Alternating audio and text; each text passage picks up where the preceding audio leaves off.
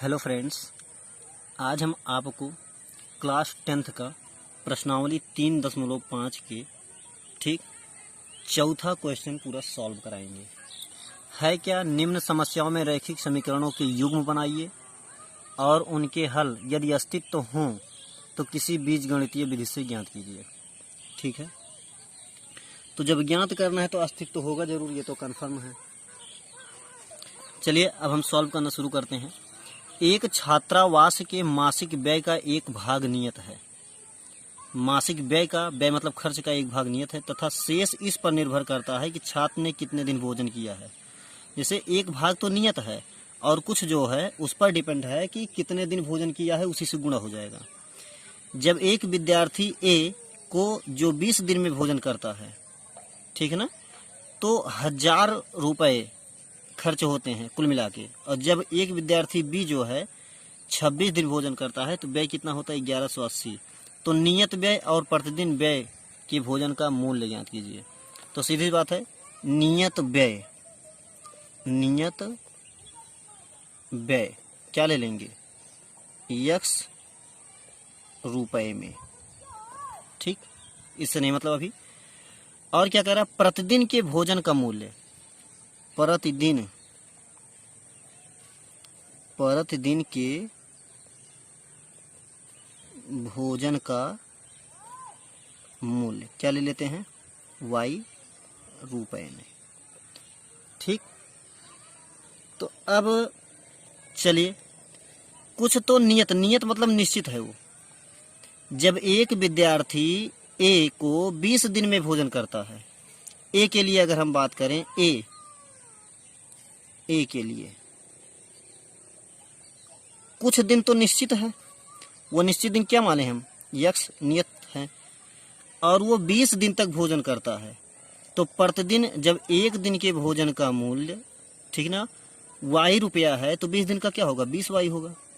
तो x plus 20y हो जाएगा। कुल खर्च कितना पड़ रहा है, 1000 पड़ रहा है। ठीक है, अब देखिए बी के लिए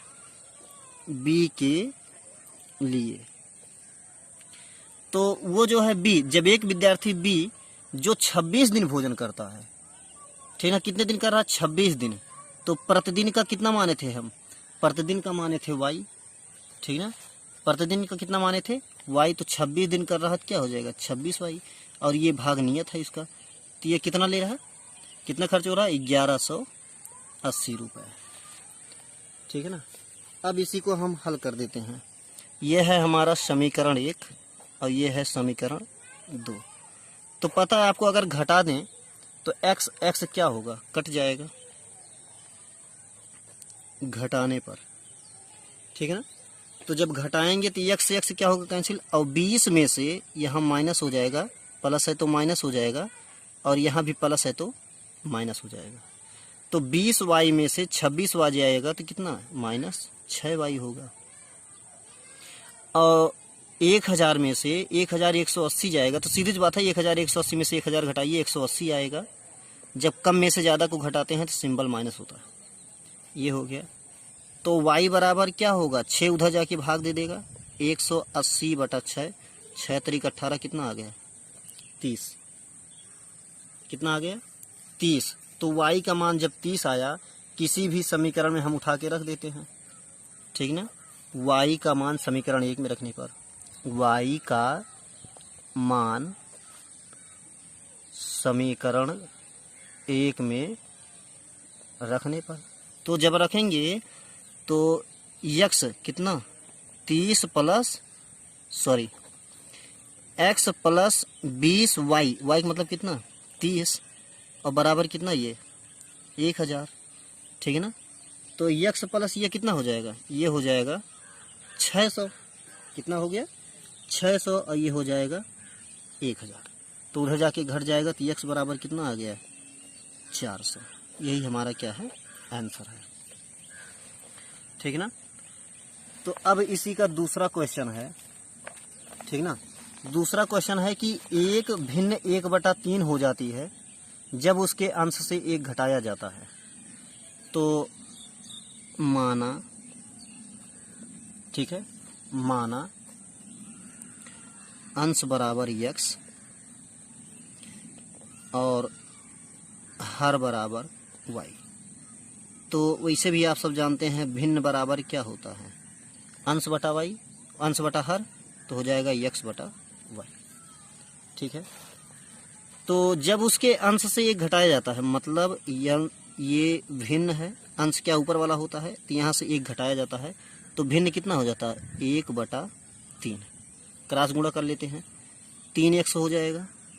ठीक, -3 एकम 3 हो जाएगा और y एकम y, तो एक तरफ कर लें 3x, y को इधर लाएंगे -y, ये -3 है तो उधर जाके क्या हो जाएगा, +3। समीकरण नंबर 1। आगे प्रश्न को पढ़ते हैं। और वह 1/4 हो जाती है जब हर में 8 जोड़ दिया जाता है। 1/4 कब होती है, जब हर में 1 जोड़ दिया जाता है। तो भिन्न क्या है, x बटा वाई। हर में 8 जोड़ दिया जाता है, ये देखो हर में 8 जोड़ दिया हमने और ये हो गया 1/4। क्रॉस गुणा कर देते हैं, क्या हो जाएगा, 4x बराबर y प्लस 8। एक तरफ 4x, y उधर जाएगा तो -y और बराबर 8। समीकरण नंबर 2। ठीक है ना। तो समीकरण 1 और समीकरण 2 हम पास पास में लिख लेते हैं यहाँ से। समीकरण 1 था हमारा 3x - y बराबर 3 और ये है 4x - y बराबर 8। ठीक ना। तो घटाने पर, क्या करने पर, घटाने पर, जब घटाएंगे तो y ये माइनस प्लस, यहाँ माइनस, यहाँ माइनस, तो 3x में से 4x जाएगा तो -x बचेगा, ये दोनों कैंसिल हो जाएगा। 3 में से 8 गया -5, -5 कैंसिल, x बराबर कितना मिल गया, x बराबर हमें मिल गया 5। ये मान चाहे समीकरण 1 में रख दो चाहे समीकरण 2 में रख दो। तो चलिए यही देख लेते हैं। समीकरण 1 हमारा क्या था, ये 3x, 3x मतलब 5 - y बराबर 3, 3x - y, ठीक ना, बराबर 3। तो अब ये 3 बचे 15 हो जाएगा, तो ये हो गया 15 - y बराबर 3। अब ये जाके उधर क्या हो जाएगा, तो y बराबर कितना आ जाएगा, 12 आ जाएगा। कितना आ जाएगा, 12। अरे क्योंकि 3 - 15 होगा ना, तो आ जाएगा -12, -y बराबर -12, ये दोनों कैंसिल, तो y बराबर 12। तो हमारा भिन्न क्या बनेगा, उत्तर अंश बटा हर, अंश कितना आया 5/12, ये हमारा आंसर हो जाएगा। ठीक है। अब इसी में हम तीसरा देखते हैं। यश ने, क्या है क्वेश्चन, यश ने एक टेस्ट में 40 अंक अर्जित किए। कितने, 40 अंक अर्जित किए। जब उसे प्रत्येक सही उत्तर पर 3 अंक मिलता है और अशुद्ध पर 1 की कटौती होती है, तो माना शुद्ध अंक, माना सही अंक बराबर x, गलत अंक बराबर y। तो देखिए प्रत्येक सही उत्तर पर 3 अंक, तो सही कितना था, सही हम x लिए हैं तो 3 का कितना हो जाएगा, 3x हो जाएगा, और 1 की कटौती हो रही है, तो 3x - y बराबर कितने के, 40। अगला पढ़ते हैं। यदि उसे सही उत्तर पर 4 अंक मिलते हैं, आपकी कितना, 4x, और अशुद्ध पर 2 की कटौती होती है, तो अशुद्ध कितना है, जब 1 का 1 y है तो 2 का कितना होगा, 2y, या समझ लीजिए 2 से गुणा, कितना हो जाएगा, 50। ठीक है। तो एक काम करते हैं, ये समीकरण नंबर 1 है, इसे थोड़ा और सॉल्व कर लेते हैं, 2 कॉमन कर लेते हैं, तो हो जाएगा 2x - y बराबर 50। ये 2 जाके उधर क्या करेगा, 2x - y बराबर, ये आके काट देगा तो हो जाएगा 25।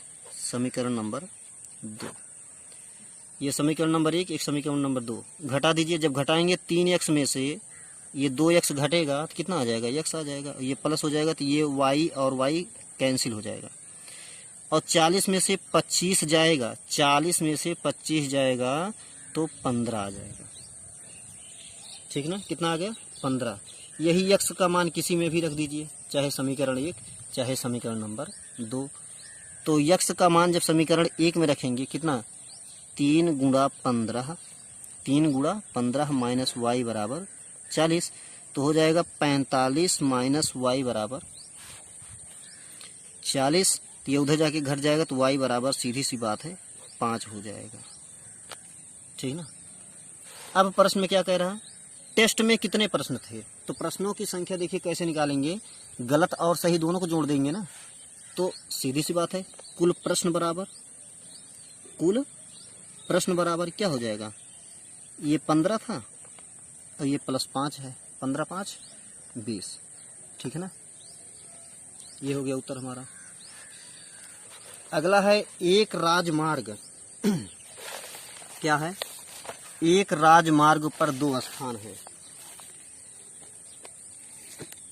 ए बी है, जो कि क्रमशः कितने किलोमीटर दूरी पर हैं, जो कि क्रमशः 100 किलोमीटर की दूरी पर हैं। तो चलिए हम सॉल्व करके चलते हैं। एक राजमार्ग 2 स्थान ए बी ले लेते हैं, ये ए ये बी, परस्पर कितने किलोमीटर दूरी पर हैं, ये हैं 100 किलोमीटर की दूरी पर, ठीक है। अब एक कार ए से तथा दूसरी कार बी से, मतलब एक कार यहाँ है ए से और दूसरी बी से चलना प्रारंभ करती है। तो मान लीजिए ये चला और यहाँ से बी चला, तो इसकी हम ले लेते हैं x किलोमीटर पर घंटा और ये चला y किलोमीटर पर घंटा। अब आप सोच रहे हैं यहाँ क्यों लाके रोक दी, क्योंकि दोनों एक समय पश्चात एक दूसरे से मिल जाती हैं। तो मान लीजिए यहाँ पे ये आके दोनों मिल गए, ठीक है। अब यदि ये कारें भिन्न भिन्न चालों से एक ही दिशा में चलती हैं, एक ही दिशा में देखिए, ए भी इधर को जा रहा है और बी भी इधर को जा रहा है, और दोनों 5 घंटे पश्चात मिल जाती है। समय कितना लग रहा है दोनों को मिलने का, तो समय बराबर 5 घंटा। कितना लग रहा है, 5 घंटा लग रहा है। अब हम जानते हैं ये 100 किलोमीटर हम कैसे निकाल सकते हैं, आप खुद समझ सकते हैं। इस पूरे में से अगर इतना घटा दें तो ये निकल जाएगा, तो हो जाएगा x माइनस वाई बराबर, मतलब चाल दूरी बटा समय, क्या होता है दूरी बटा समय, तो ये हो जाएगा 20, समीकरण नंबर 1, ठीक ना। अगर लिखना चाहें तो आप लिख भी सकते हैं, पहले कार की चाल यहाँ लिख लीजिए, शुरुआत में ही लिखना था, पहले कार की चाल बराबर x किलोमीटर पर आवर, और दूसरे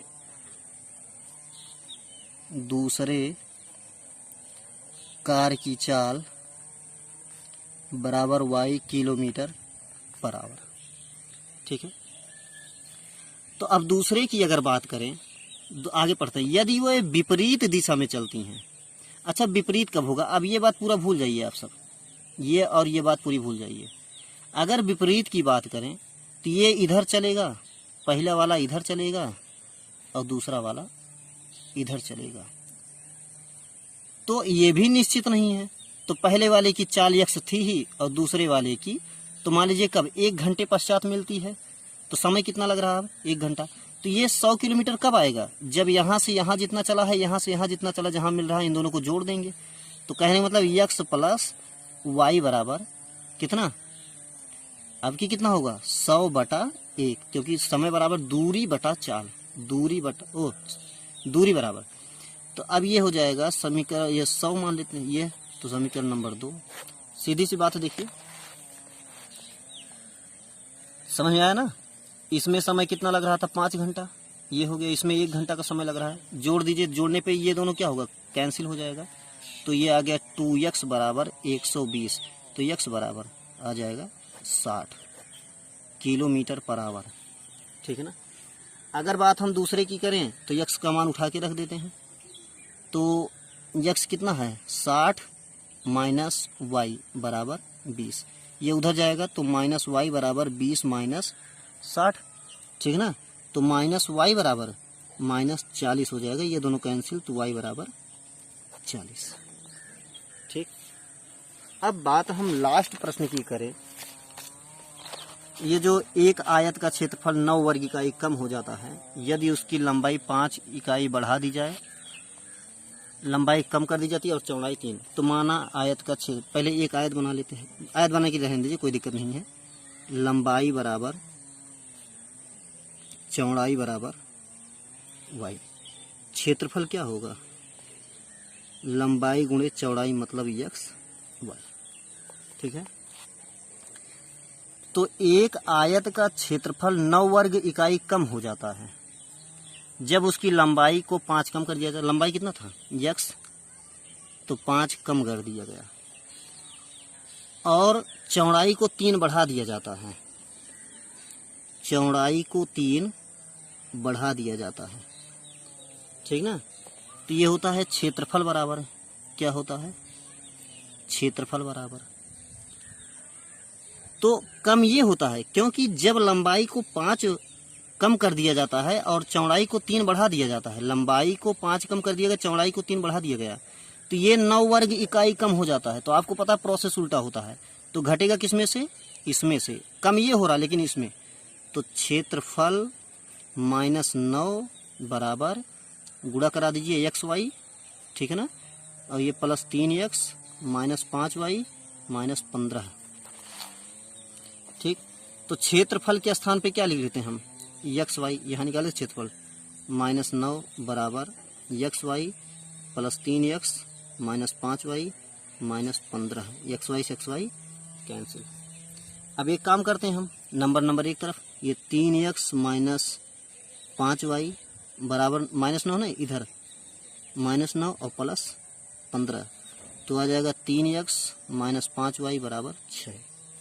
कितना आया, 3x -5y बराबर 6।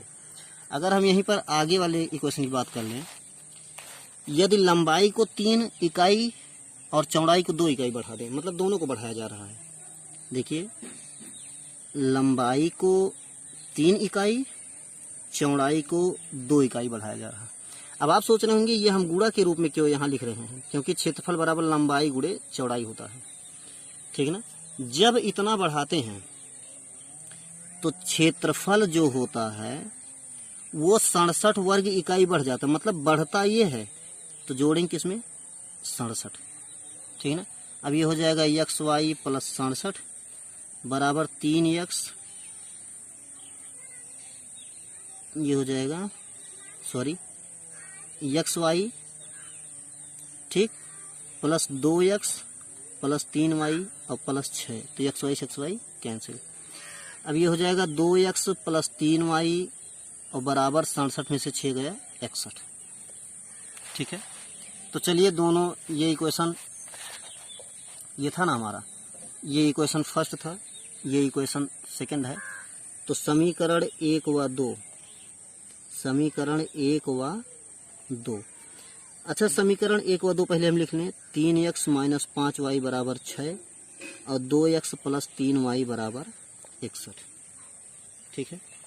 तो अब हम इसे हम देखिए कैसे हल करते हैं, ये बहुत तरीका होता है। सबसे पहले 2 का, इसका कोफिशिएंट कितना है, इसका कोफिशिएंट है 2, इसका है 3, मतलब गुणांक, तो 2 का गुणा इन सब में करा दो और 3 का गुणा इन सब में करा दो। तो जब 2 का गुणा कराएंगे तो कितना होगा, 2 3 6x -2 5 10y बराबर 2 6 12, और 3 का गुणा इसमें करा दो, 3 दूना 6x +3 त्रिका 9y बराबर 3 एकम 3 और 3 छक 18। अब क्या करते हैं, घटा देते हैं, एक कट जाएगा, ठीक है ना, यहाँ लिख देते हैं घटाने पर, -10y और -9y कितना हो जाएगा, -19y, और 12 में से जब 183 घटाएंगे तो -171 आएगा, तो y माइनस कैंसिल, तो y बराबर 171 बटा 19, 19 9 171, ठीक ना, 19 9 171। अब y का मान किसी भी समीकरण में रख देते हैं, 3x -5 गुणे 9 बराबर 6, तो 3x -9 × 45 बराबर 6, तो 3x बराबर 6 + 45 कितना हो जाएगा, 3x बराबर 51, तो x बराबर 51 बटा 3, 3 एकम 3, 3 7 21 17, तो यही 17 और 9, ठीक है ना। आयत की बीमाएं, बीमाएं मतलब लंबाई चौड़ाई, तो यही 17 और 9 हमारा क्या हो जाएगा, आंसर हो जाएगा, ठीक है ना।